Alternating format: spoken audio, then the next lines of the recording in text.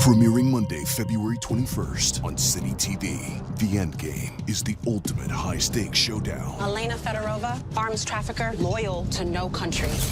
between cop and criminal. You have no idea who you're dealing with. Neither do you, Agent Turner. It's time to bow to the queen.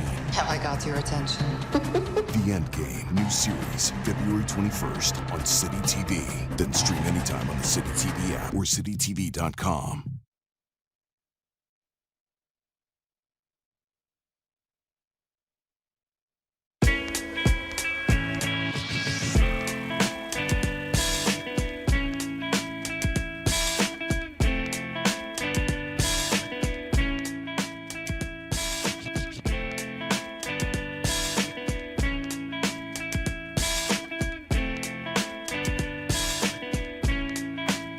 Hello and welcome to the Raptors Show, powered by DoorDash on Sportsnet 590 The Fan. I'm your host, Will Lou. A reminder, we are back in the studio and streaming live once again on Sportsnet's YouTube channel, Monday to Friday between 2 and 3 p.m. We are also airing live on Sportsnet 360 starting today, Alex. Yeah. What's up? We're famous now. Yeah, my mom was like, I went to channel 360 and I don't see you there. I'm like, it's not actually on channel 360. So that's all I got for you. What's up? How was your weekend? The weekend was great. Obviously, you know, me being a giant football fan was definitely tuning in for the second half of the riveting Super Bowl. Yeah, American football. No, I was talking about Liverpool, Burnley. Oh, 1-0. okay. All right, catching up to Man City. All right. I have no idea what you're talking about. Okay. So. All right. Anyways. This is our TV debut. Yeah, This is welcome to the Raptors Show. So the Raptors lost on Saturday, 110-109 to Denver. The 8-game win streak is over. They're on the road this week in New Orleans tonight and Minnesota on Wednesday before the All-Star break this weekend. So it's a start of a 5-game road trip with the All-Star break in between. The Raptors will not be back home until the start of March when they host the Brooklyn Nets. So by the time the Raptors play another game at Scotiabank Arena, it was announced today, Ontario announced that the capacity limits will be raised starting on March 1st. So it should be a full crowd at Scotiabank Arena. Maybe Ben Simmons will be there. Maybe Goron Draggage as well, actually, because Brooklyn has been mentioned as a potential landing spot for your guy, Goron. That'd be hilarious. He's gonna get like Vince Carter after he was traded level of booze if it's a full arena. I hope so. I mean, look, I hope so. It's hilarious. No, I hope so. I genuinely hope so. You know, definitely not a big fan of what he did here, but it's all good. Yeah, the loss to Denver over the weekend was I don't know, it was frustrating. I think I just gotten like really used to the Raptors winning every game, and they were on an 8-game win streak that got snapped. And it was frustrating because it felt like a really winnable game that they dropped. And I think in looking back at it, I couldn't believe how many plays the Denver Nuggets bench was able to make against the Raptors. And I think that more than anything else torched them. Because I think the other thing is just you watch that game and you're like, wow, the Raptors really need a center. You need a center to go up against Nikola Jokic. First off, Nikola Jokic goes up against true centers all the time. And what did he have, like 28, 14, and 5 or something like that, maybe 6 assists? That's basically his averages for the season. So you could put true centers against Nikola Jokic. Guess what? He's probably going to do the same thing. I do understand, though, that when he's under the basket playing volleyball and just tapping it to himself off the glass before it goes in, then sure, that feels frustrating. But on the whole, it wasn't specifically Jokic that torched the Raptors.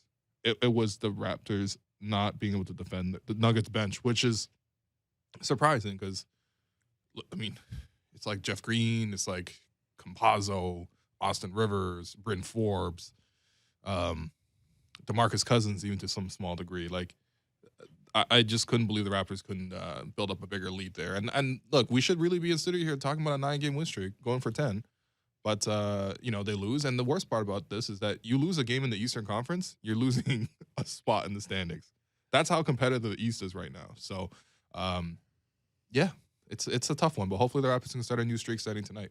Yeah, like you mentioned, the Eastern Conference is ultra competitive right now. The Raptors are on a 1-game losing streak, and they already find themselves back in the play-in. They start the week 7th in the East because the Boston Celtics, unfortunately, are on an 8-game win streak. So the Raptors, 8-2 in their last 10, and have lost one game in the standings to the Celtics, who are currently in 6th, because they are 9-1 in their last 10. And I'm just looking at the standings right now. Miami, in the number 1 seed, have won 7 of their last 10. Yep. Cleveland has won 7 of their last 10. Milwaukee seems like they're finally getting things together and making a push. They've won 7 out of their last 10. Philly just added James Harden, and they've won 7 out of their last 10. So as good as that win streak was, it felt good to finally pull away from 500. The Raptors got to keep winning. Yeah, literally the only team that's losing the East, at least the ones that aren't actively tanking, are the Brooklyn Nets. Yeah, so the Brooklyn Nets have lost 11 in a row. Yeah, yeah. But they are getting Kevin Durant back soon, though. Yeah, that's the thing. The 8th seed right now in the East is the Brooklyn Nets, who have Kevin Durant, Kyrie for half the time for now, and Ben Simmons. So, I hate it. I hate it here. Is what I'm trying to say. The Raptors just got to keep winning, and I think, look, ultimately, I'm curious about a couple of things. Right, we saw Thaddeus Young at least make his appearance with the team. Didn't end up playing in the game against the Nuggets. I'm curious to see how he fits in, right? Because he seems ready to go. Like, he went through the warm-ups and everything like that. He's been keeping in shape. You know, he talked about sort of just like the things that he was doing while he was away to sort of stay prepared, stay ready. And he seems like a really hard worker, and he seems like he's going to fit in right away. And I think the front office is pretty excited about adding him to the core and the bunch. But I'm not totally sure where he's going to slot in, so I'm curious about that. But ultimately, like, this is still a team that, you know, I feel really excited about. And really, like, now that the trade deadline is over, I don't really anticipate too much activity in terms of the buyout market or anything like that. So the focus and attention is really just about winning every single game from now on. And that starts tonight. See, this is the thing. You lose one game in the East and you get pressed. Like, I'm genuinely pressed again. And I don't enjoy this feeling whatsoever. Yeah, everything's worse when the Raptors are on a one-game losing streak. You know, even the bubble tea that you gave me, the Taro bubble tea, I appreciate it. It wasn't hitting? Yeah, it tasted kind of bitter. Oh. You know, I Yikes. didn't even feel like going to McDonald's to get the free fries yesterday because of the loss. But yeah, you mentioned Thad Young. He did meet with reporters before the game on Saturday. And he said, quote, "When I looked at how the roster was constructed, I was like, man, they got a lot of long and athletic guys. I'm with this." And he also talked about being excited to just really watch and observe the guys and then figure out how to lead. Because at 33 years old, Thad Young is the only player on the Raptors roster that is over 30. Damn. So there is going to be some leadership there. Yeah, there is going to be some leadership. I think Fred talked about it too. He's like, look, you're about to get a real veteran in here, because even for me, I'm like in year 5 or year 6, you know. And yeah, I guess that is true. I guess they have been one of the youngest groups, and that's the thing too. It's just like the Raptors are, like, objectively by all measures ahead of schedule, right? Like, this was supposed to be a developmental year, and then we get to the trade deadline. They're playing so well. They're competing against some of the best teams, and they're getting some wins against the best teams. So they decided, you know what, we're going to actually add a more of a win now piece, right? So I think you got to keep everything in perspective. But at the same time, they also find themselves in a tremendously competitive Eastern Conference. Like, again, if you look at the West, it's, you know, who is this? Let's say the 7th seed in the West right now. It's the Minnesota Timberwolves at 30-27, right? The Raptors are 31-24. Yeah, well, the Portland Trailblazers tore it all down last couple weeks and are still in a play-in spot right now at 23-34. Yeah. They're battling the New Orleans Pelicans at 22-34. So tonight's the biggest game in New Orleans Pelicans history. They need to get back into that spot. Yeah, the Pelicans, you know, honestly, they've had a great turnaround on this season.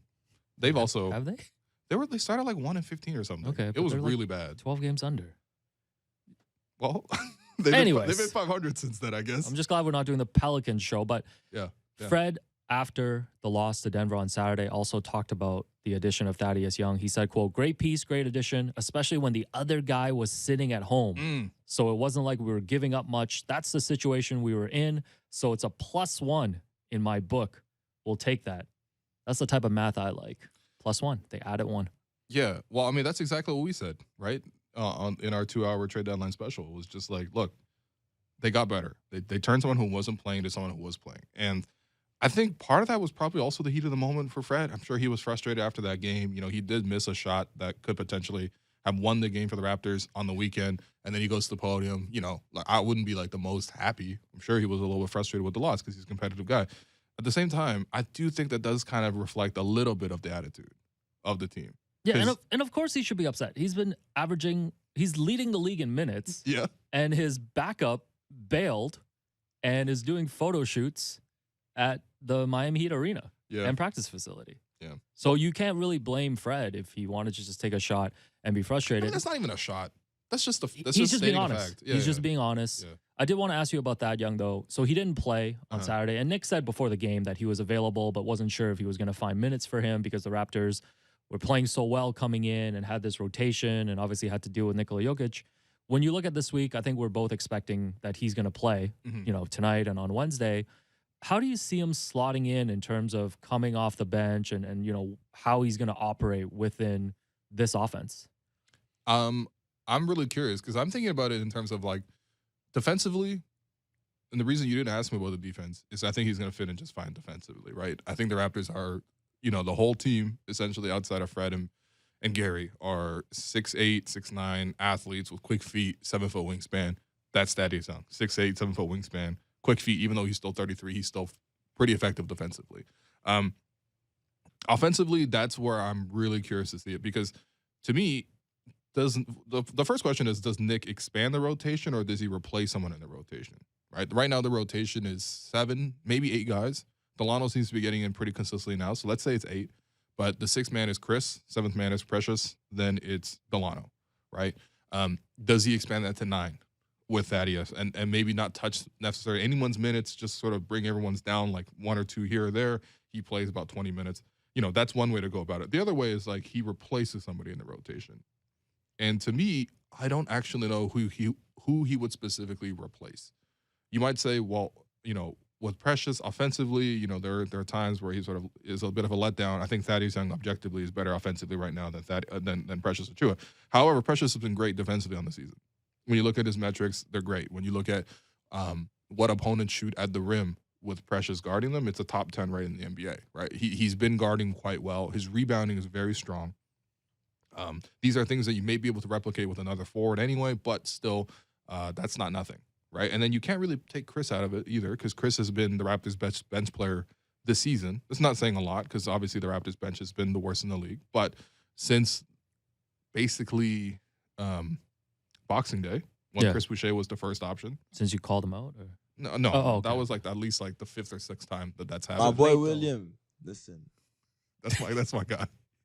We will have the sit down of the century at some point. Coming soon. Yeah. Coming soon. It's You're- like those you're movie working on it. trailers where you don't have a set date, Yeah. Coming soon. But it's going to be heat. Coming soon. Yeah, we're going to Yeah. drop a trailer and everything. We should drop a trailer. Fireworks. I mean, this is your job as a producer. You got to hype it up. Yeah. Just added more work on my own plate. Yeah. There you go. Great job succeeding on a Monday. But yeah, I think it'll be interesting. Like, I think you make a really good point. Do you replace somebody or do you extend the rotation? To me, I would say probably extend the rotation for now. I don't think you ruffle the feathers specifically, just because the Raptors being successful as of late has been with the sort of smaller rotation. Guys have played well in their roles, and I don't know if you necessarily just want to take those minutes away just because you made the addition. Maybe you sort of ease that in, but also at the same time, part of again a veteran, guy who's 33 years old, played in the NBA 15 years, at the trade deadline on an expiring deal. It's like you only have like 25, 30 games at most with the guy. So you do want to get him in quicker than I guess you would normally get with anybody. But then again, the Raptors also acquired, remember when they got Marc Gasol, the 2019 season, they got him in and he came off the bench for like a solid month. Yeah, So they kind of just ease guys in regardless. But I'm curious to see it because I do think he's going to add to the team. I do think he's a really nice player. And yeah, I think it gives Nick even more options to go positionless. Yeah, this is the most we've talked about a player who still hasn't played a minute for the Raptors yet. Oh. We just need Thad Young on the court so we can get Blake Murphy in tomorrow and just really break down You're right, actually. what he's doing. Nick, I'm begging you, please play him Nick, please play him 5 15 minutes. Yeah, 15 15 minutes for today. content. Who's going to guard JV tonight, by the way? It'll be Malachi Flynn climbing on top of Kem Birch in a trench coat. Yeah, I think they'll be able to handle that. The Raptors do have a problem when they face real centers. I mean, Jokic is a much different case because he's Jokic. Jokic is, I mean, he might be like, at worst, like a top 5 most gifted offensive center in the NBA history. No, he's amazing. And we were joking the whole game that he's doing all this, playing at an MVP level, won MVP last year without ever really jumping and getting off the ground. Yeah. And then, of course, he ends the game getting off the ground and getting the block of the century. Man, that was against that's OG. That's a very good block. That's tough. The Raptors really could have stolen at the end. And it would have been Jokic's fault, by the way, because he missed those 2 free throws. They didn't even need to steal it because, with like 9 minutes left, Pascal hit a 3 to put them up 94-86. Yeah. And Jokic was on the bench. And Yep. it seemed like the game was under control. Yep. But series of mistakes, not playing well on defense, and that's where you find yourself. But we should also talk about Pascal Ciaco. Mhm. So the Sixers did announce today that James Harden, who they recently acquired, is out through the All-Star break, and he will not play in this Sunday's All-Star game as he works his way back from the hamstring injury. I'm guessing James Harden just doesn't want to go and see KD and do all the interviews. There's a lot of interviews Yeah. for All-Star Weekend. Plus, it's in Cleveland. Like, no Yeah. shots at Cleveland, but like, No, I mean, come on. I We think can there take shots are, at Cleveland. there are other cities that James Harden gets more excited about. So now this opens up an all-star spot, and Adam Silver Yeah. has to go on Basketball Reference again and sort the remaining candidates by win shares per 48. Right. So he's already put LaMelo in as a replacement for Kevin Durant. And now this spot, I think most people think is going to come down to either Pascal Siakam or Jared Allen. Yeah. So do you want to make the case for Pascal versus Jared Allen? Yeah. So first off, I think coming into this, I recognize the things that would be going in favor for Jared Allen. I think he's a better defensive player than Pascal Ciaco. Different position, they play different roles. Objectively speaking, though, the Cavs are a great defense this year. Jared Allen is a big portion of that. All right. He is also fairly effective as an offensive player. He can distribute. Obviously, a great offensive rebounder, catch lobs, sets great screens, really frees up their offense. You can even throw it to him in the post these days. He can get you something down there occasionally. And the game is in Cleveland, and Cleveland has a better record than the Raptors, right? When you look at it right now, Cleveland is 3rd in the Eastern Conference. They are 3 games up on the Raptors. They have consistently sort of been in that range. They've been one of the great surprises of the season. They already have one representative in Darius Garland, who definitely deserved to make it. So I can see those reasons. However, just as a basketball player, and even just in terms of like what they have actually contributed to the team this season, I genuinely think Pascal's better. And I think the one case against Pascal was, well, he started the season on the injury reserve, right? He had the shoulder surgery. When you look at it, Pascal's played 42 games this season. Compare that to 49 for Jared Allen, or even Jaylen Brown, who I think is the 3rd candidate here for the Celtics, who are also playing great. Jaylen Brown's played 44. So you're talking about 42, 49, 44. Not a tangible difference, especially when you consider the minutes. Pascal, in terms of the minutes, and we know how Nick Nurse likes to ride his main guys, Pascal has played 1,590 minutes. Jared Allen has played 7 more minutes total than Pascal this season. Now, part of that is because the Cavs win a lot of games. They put the opponent away, and then they can rest their guys. Also, they have maybe more depth at the center position, right? They have a capable backup. So, there's other factors there. But still, objectively speaking, even though Pascal's played less games, he's played 7 fewer minutes. And Pascal, despite playing less games than Jaylen Brown, has played about 58 more minutes than Jaylen Brown as well. So, I think on that front, you can't really hold it against Pascal that he started the season on the shelf. You also have to consider the fact that the role and the burden that Pascal has to carry is different than some of these other guys. Pascal is the Raptors' main initiator. I understand that Fred is already in the All-Star game. I understand that it started the season when Pascal was out. Obviously, Fred had to take a bigger role. Since Pascal has really ran into form, which is basically since the start of December, he has been the Raptors' main initiator, main option, number one option. Either he's screening and catching the ball and making a play, or he's just handling the ball. His pick and roll usage is up. We saw at the end of the game against the Denver Nuggets. What was the play the Raptors were running? Pascal at the top of the floor, Fred coming to set a screen, flaring out to the perimeter. And who were the double teams going to? They're going to Pascal because he had 35 points, okay, without a free throw. 35 without a free throw. And they were double teaming him, and he's the one kicking it out to Fred, and he's the one driving the action. So he's the Raptors' main initiator. When you look at the overall stats, 22 points per game, 9 rebounds, 5 assists, a steal, a block for Pascal, shooting 50% from the field and 36% from 3. It's been efficient, too. It's not just like, yes, he scores on a high volume, but, maybe it's not the most efficient kind of thing. It's not even like last year's Tampa version of Pascal where he's sort of been up and down. He's been consistently good after about 2 weeks since coming back from the shoulder surgery. So, I think his case is the strongest to me when you look at sort of who should be the replacement here. And look, the reality is I don't think Adam Silver is going to be on Basketball Reference like I am right now, looking up the stats and doing the stat comparisons. It's going to be Mark Tatum. I don't think Mark Tatum's going to be doing that either. I think they got bigger fish to fry. They're just like, oh, whatever. Jared Allen's going to be there. Let's just send him there, whatever. But I think Pascal's playing on an all-star level. His teammates have said it. Other coaches have said it. Masai said it very unequivocally at his press conference, last week. And yeah, I mean, look, it's not saying that, Jaylen Brown doesn't deserve it. Jaylen's scoring a little bit more, rebounding less, playmaking less, not as efficient, right? Even the three-point shooter, you might think, well, Jaylen Brown's definitely a better shooter than Pascal. Well, he's shooting worse from three right now, right? Even Jared Allen, well, yeah, his efficiency's through the roof. He's shooting 66% from the field, which is amazing. But we know what it is. It's lobs and dunks and tip-ins and stuff like that. Pascal's creating most of his own offense, and he's been super efficient at it. And I think the other thing to consider is once Pascal came around this season, the Raptors also came around this season. They went from being 4 games under 500 to now being 7 games over. And almost all that perfectly coincides with Pascal Ciaco returning to form. And this version of Pascal is better than the version that he went to the All-Star game as the starter 2 years ago, pre-pandemic, which was a glorious time. But no, Pascal is way better now than he was back then. So send Pascal to the All-Star game. I know Pascal said he would like to go somewhere nice. I hope you're hungry for nothing. With that week off? No, I hope Spice and Dice. Spice and Shouts to Enes Esmer, Spice and Dice to Cleveland. I think we always, when we're talking about whether the Raptors deserve 2 All-Star selections, we always said they have to be winning. And they are winning, like you mentioned. And Pascal's had so many signature games, so many 21-point quarters during that win streak.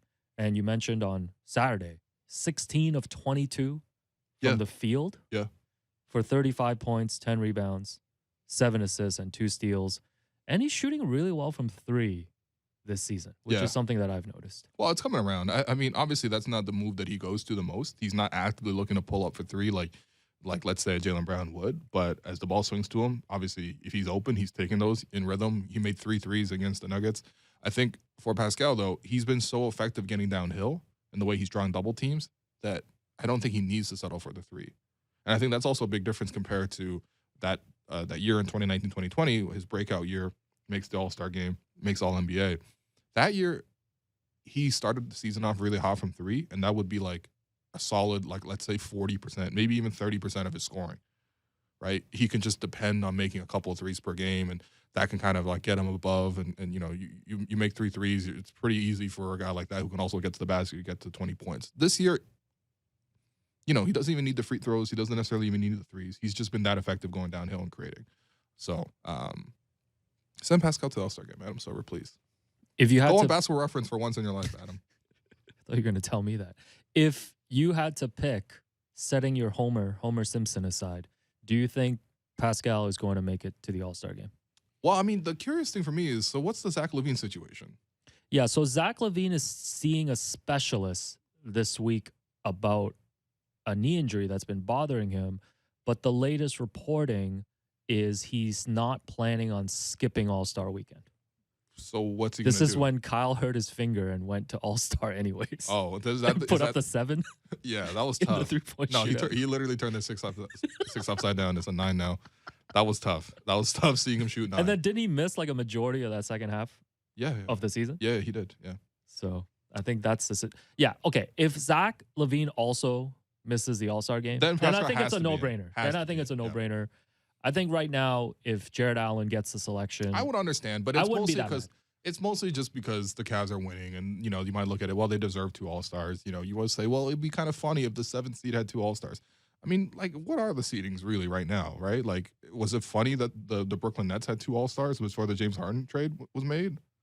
You know what I'm saying? And they're the 8th seed, right? And you look at it, the Raptors are half a game back of Boston, 2.5 games back of the Sixers, but the Raptors, have a couple of games on hand against some of these other teams. So Just send the best player there, Pascal. And plus, Pascal's a guy you would want to see in an all-star setting. You know, the ability to change ends, run the floor, handle the ball. Yeah, I'm really selling this, man. Send this to Pascal's agent, actually. Let's get Pascal on the show. him and LaMelo running the break. Sure. I still maintain Fred's a very boring all-star player. No offense to him. I mean, Kyle was a boring all-star player. Kyle was not boring when he was drawing those charges. Everybody was so mad. Name one other play that Kyle Lowry did in the 8 all-star games he went to, or something. The other like that. charge that he drew in the first. Your quarter. legacy in the all-star game can't be I'm all-star. Matthew Dellavedova. I thought that really elevated him on a national stage. You don't think so? It did, but it's just because that was one of the best all-star endings. I agree. Because of the Elam ending that was added in. It was basically a sudden death game. He took the game-winning charge against James Harden. Yeah. Yeah. And everybody was so angry that Kyle was drawing charges when that is exactly what he does in winning time. Yeah. And losing time. Anytime. Yeah. So probably taking a charge just walking around his house right now. Yeah. On his kid. So before we take the break, because it looks like the empty arena era is ending. Yeah. Like we mentioned, when the Raptors are back on March 1st, expecting a full capacity crowd at Scotiabank Arena. One last warm-up report from Will Liu. So Gary Trent Jr. only scored 11 points against the Nuggets on Saturday. Come on. And it seemed like he might have, not just forgotten how to score for one night, but he also forgot something in warm-ups, right, Will? Yeah, okay. This is a hilarious story. I mean, it was hilarious just watching it live, but Gary came out of the tunnel, was grabbing the ball, ready to, shoot around and stuff like that. And Bobby Webster, the Raptors GM, was sitting on the Raptors bench as he always does. And he's like, "Gary, what are you doing?" And Gary came out without his shorts on. It was just with the performance briefs. It was actually quite hilarious. He had to run right back. There's sort of a big group of people there, and they're all laughing. And then he came right back with the shorts on. But yeah, that's why you go up. This is why you show up early to watch the games, to catch moments like that. You also get to catch Kem Birch's tremendous warm-up routine, flip shots, left hand, right hand. Yeah, just for like 20 minutes. No flick of the layups, wrist. no threes, maybe some free throws, but just really just flip shots nonstop. It's genuinely a skill. He knows that's the only shot he's going to take in the game. Yeah. He's like, I don't even need to take the layups. Sometimes he'll practice get layups. makes perfect. Unlike Malachi Flynn, who takes half-court shots, right? Yeah. Come on, man. I love how we just expose guys during warm-ups. I What also else? love how I'm like saying goodbye to the empty arena era as if the players aren't going to warm up when there are fans there. I know. But no, I think it's the exclusivity you'll miss. But I think Yeah. on a bigger front, it's going to be great for the arena to actually be back. They'll have, I don't know, probably like a dozen home games where they'll have like full fans again. And Still got the Kyle Lowry game yes, on April 3rd. right. I can't believe we're still talking about this, but Danny Green's going to get his ring on April 7th. We'll see. Something's always going to happen though where Danny's not going to get his You know ring. what? At this point, if Danny can't get it, Harrison Sanford, somebody just Someone's got to come pick collect it up. this ring. Yeah. Come collect this. We cannot be reporting on when Danny's getting his championship ring. It's 2022. Yeah. Anyways, let's take this break. Let's take this break. Oh, you forgot the last thing about Gary's warm-up report. What's up? He cheeses even when he shoots warm-up shots. Yeah, so there's been Can you photos. explain this? So there's been photos going around from in-game that when Gary pulls up to shoot, he's got this like giant smile on his face. Yeah, he's like grinning. Yeah, he's grinning, and he does that in warm-ups as well. Yeah. Like I've never seen someone so happy to just get shots off. No, every time he shoots, he's grinning. Yeah. Yeah. So I think that he just knows he's gonna make every shot these days. yeah, so So he's happy, but like the still. Golden State Warriors fans who show up 3 hours early to watch Steph Curry do his warm-up routine. Yeah. I encourage Scotiabank Arena fans Get in when- as early when the as arena's possible. open. Yeah. March 1st against Brooklyn, probably a 7:30 game. Get there at 4. Get there at 4. Yeah. Plan for traffic. Damn, this guy gave me the Jody Meeks veteran advice. All right. It's a good spot for take a break. I'm your host, Will Liu. You've been listening to The Raptors Show, powered by DoorDash on Sportsnet 590, The Fan.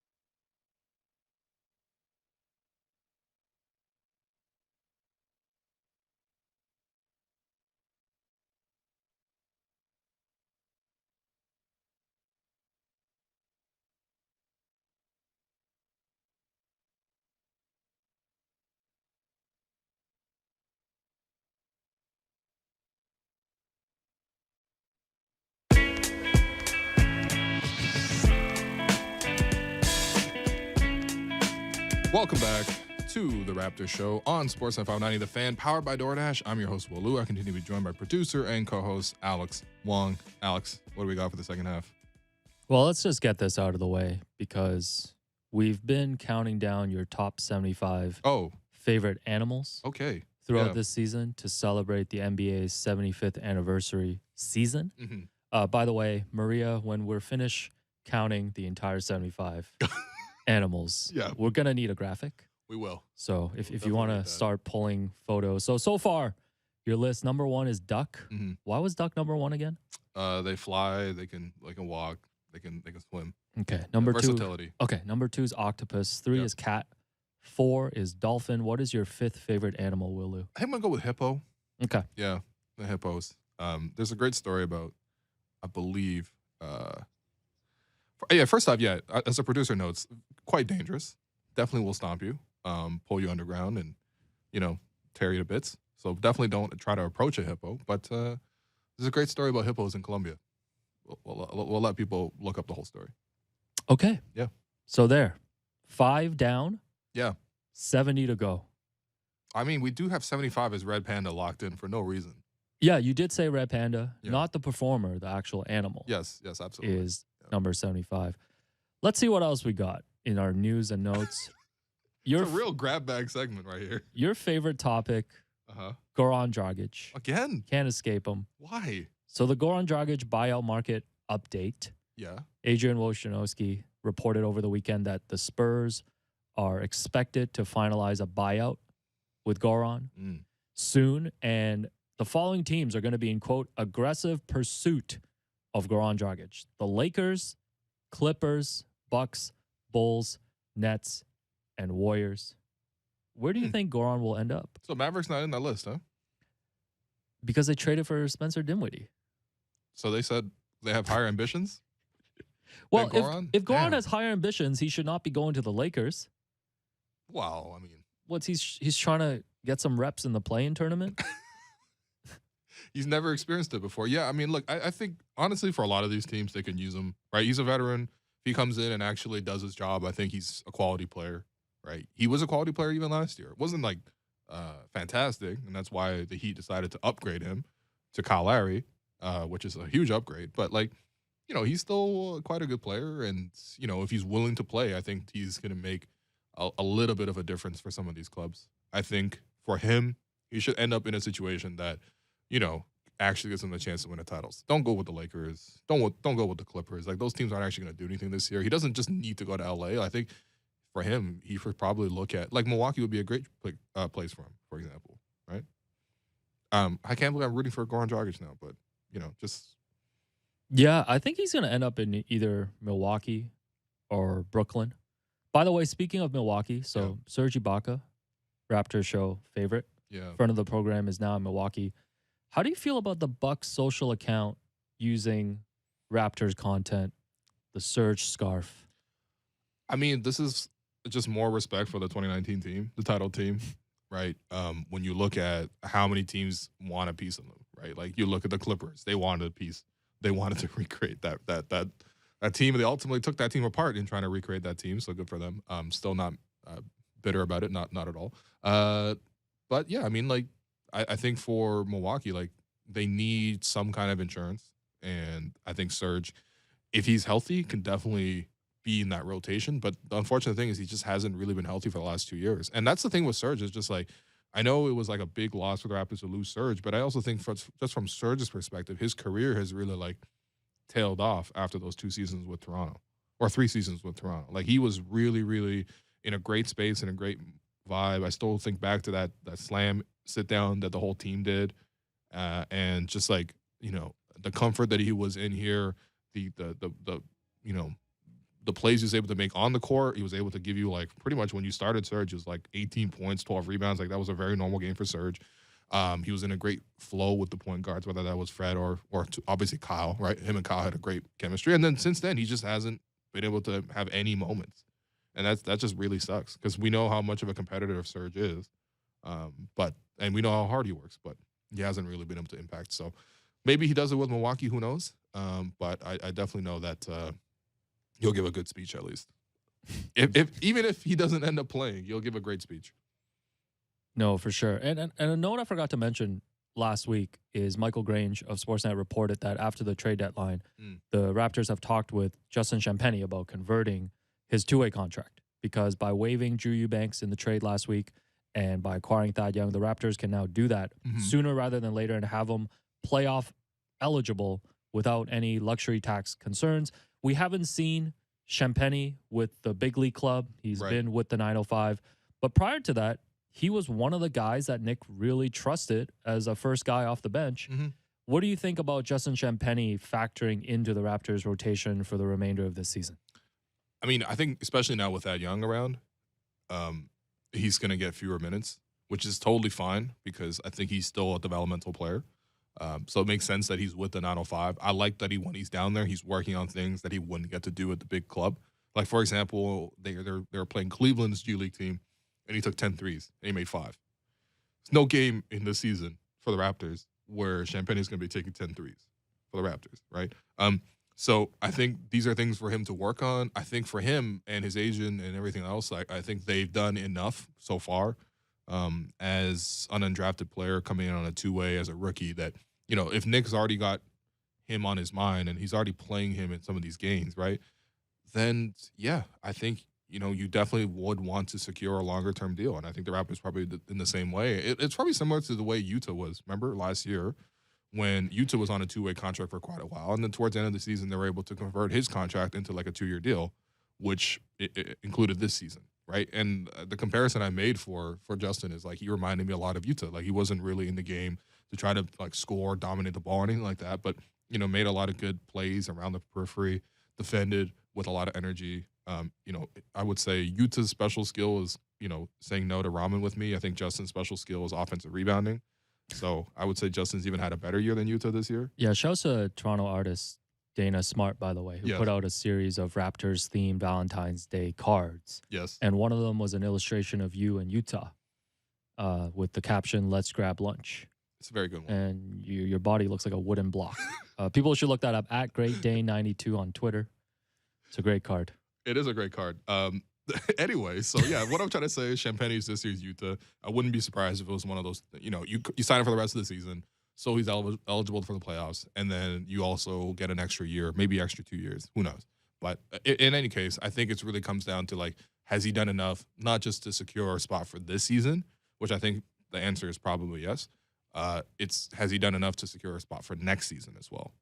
Right. And so for Justin, there's still a lot to work on, but this is sort of just like he made a bet on himself, essentially, like Fred style. And, you know, it seems very likely that they'll convert him, which is it's a fantastic accomplishment. Yeah, well, like we were talking with some of our friends on Friday night after I came and played soccer with you guys. Oh, yeah. As the backup goalie, allowed 4 goals, but 1. That's right. That's all that matters. Oh. There's no I in win. Like, when you're looking at this rookie class for the Raptors, they potentially have landed 3 guys who are going to be in the rotation. Yeah. And I don't think we should overlook that. No, not like at all. Scotty Barnes, obviously, we know what he's done. We've talked about him at length. Delano Banton went missing from the rotation for a little bit, but now recently you've seen that he's worked himself back in to the second unit. And we've seen what Justin Champagnie can do. Shout outs to David Johnson as well.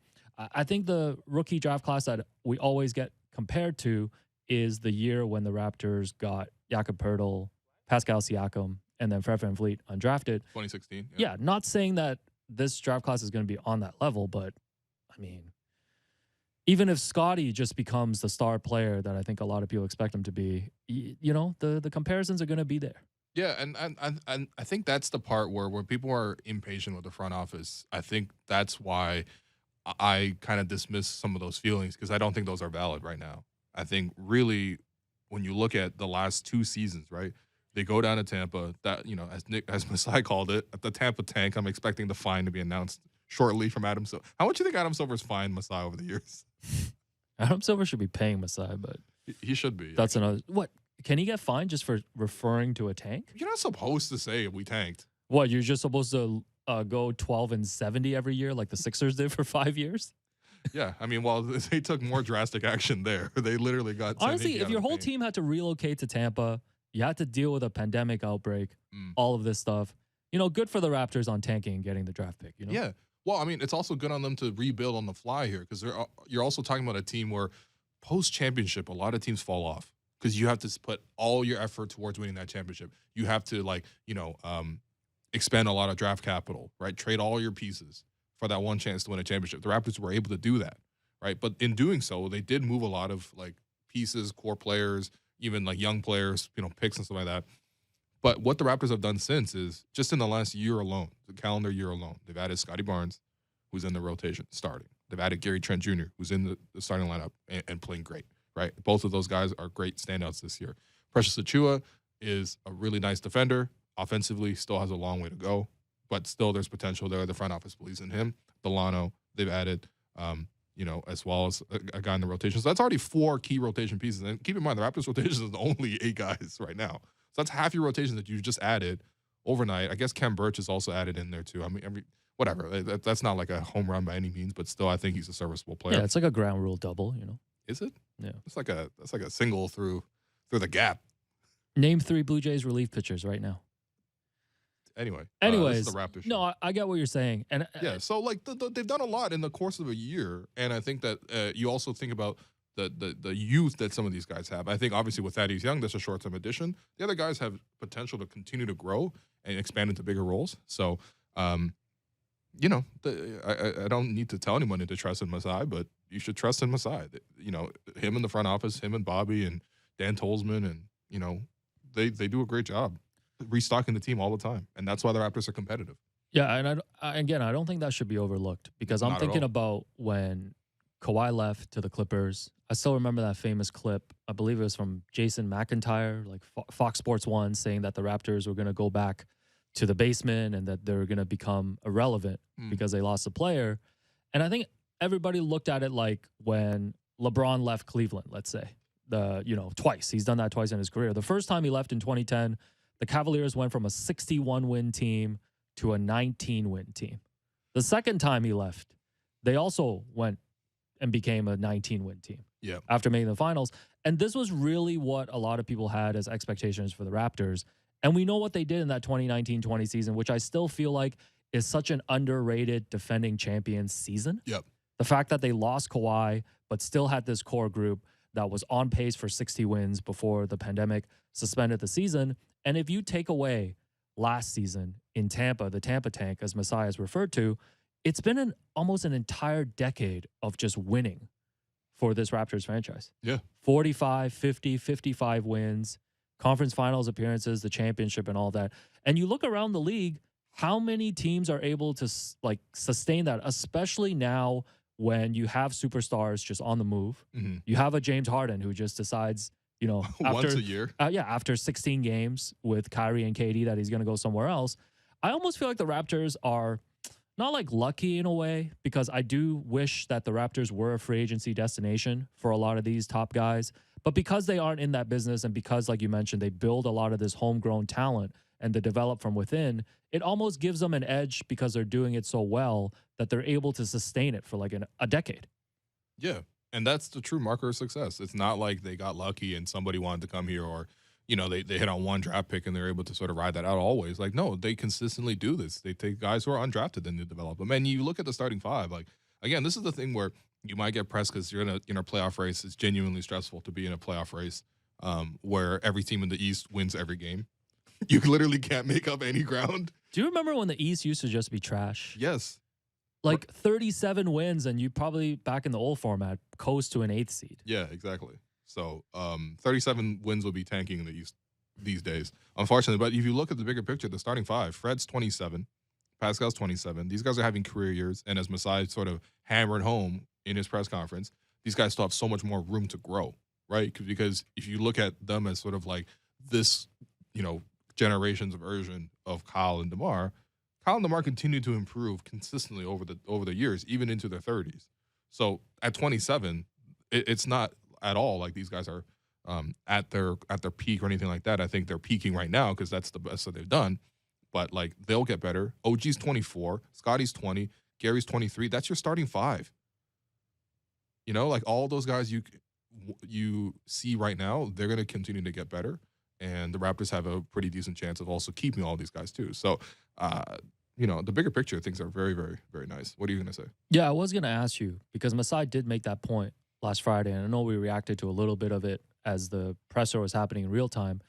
Setting aside, being a Homer Simpson, like, do you really think like Fred and Pascal? That's your new nickname now. No, it's or Uncle Baby Willie, you pick. No, we calling you Dart Simpson. But like, do you really, when you look at Fred and Pascal, do you really see like how much improvement do you still see in terms of where they can go? Because I mean, Fred and Pascal basically are all-star players right now, and Pascal arguably an All-NBA player. Yeah, but I mean, there are things in their games that they're capable of improving. I think for Fred, at the start of the season, he was really good in that 2-point range. The mid-range game, he was hitting at a pretty good rate. I think he was starting to show a couple of extra moves in terms of finishing in the lane, not just like getting to the rim and putting it on the backboard, but also little push shots, a little floater, stuff like that. I think those have really come down for him, and I still want to see him improve in that area more and more. I think this is the first year he's been in the NBA, at least, the clear-cut point guard, right? And even right now, he's still sharing those duties with Pascal, but he's improving as sort of the primary playmaker. He's improving as an off-ball player. I don't think those things necessarily come down for him. I think, if anything, he just continues to sort of build on that, especially considering the fact that he has shown this season to be an elite three-point shooter. Nobody's made more threes in the NBA this season than Fred, other than Steph Curry.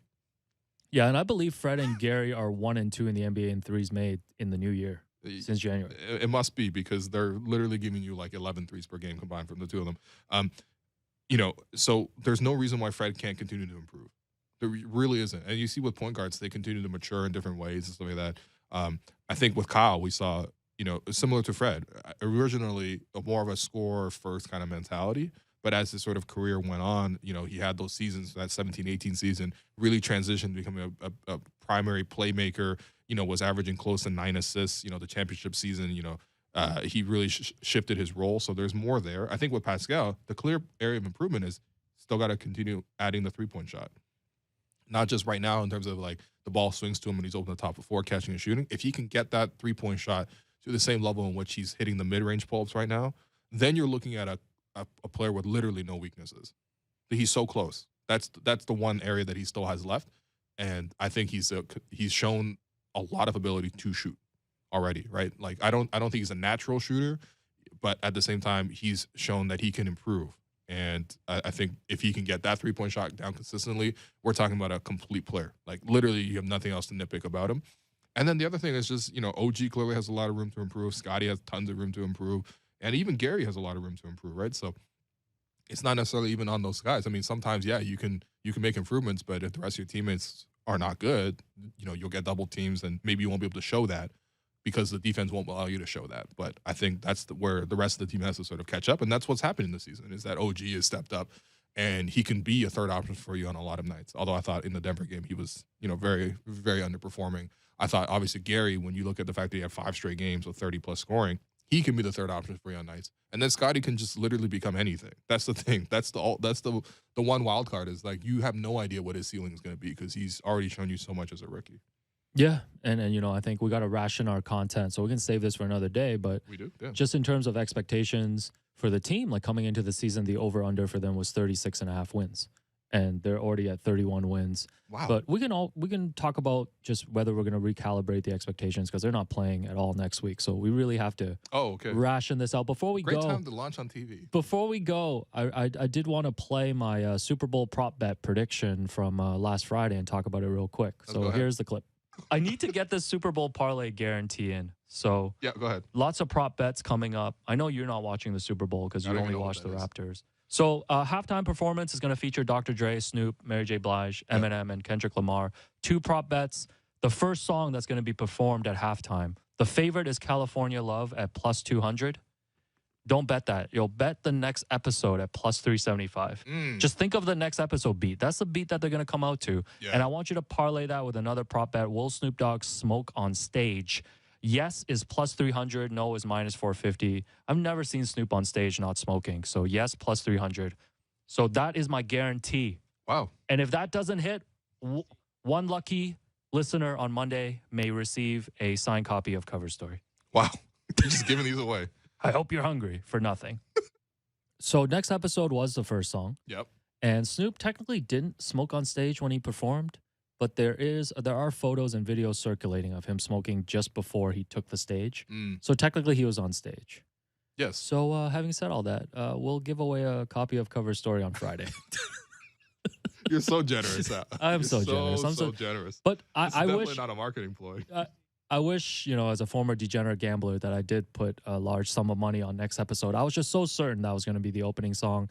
I wish we could get a breakdown of, Aaron Donald's play from you, Will, at the Super Bowl yesterday. But unfortunately, we're out of time. Yeah. So we got Blake Murphy tomorrow, Matt Devlin, Vivek Jacob on Wednesday. Looking forward to those. No, we need a breakdown of 50 Cent recreating in the club because I don't know. He looked like he was down bad, literally upside down bad. So I think that's a good spot for us to wrap the show. Thanks everyone for listening to the Raptors Show, powered by DoorDash. I've been your host, Will Lu. This has been Alex Wong. As a reminder, we're streaming live on YouTube. So check out Sportsnet's YouTube channel Monday to Friday between 2 and 3 p.m. We're also on Sportsnet 360 Monday to Friday between 2 and 3, so you can watch us on TV as well. Thanks once again to my producer and co-host Alex Wong, to our board producer Derek Bandale, and Jennifer Rolnick for helping us behind the scenes with the YouTube stream. I will talk to you soon.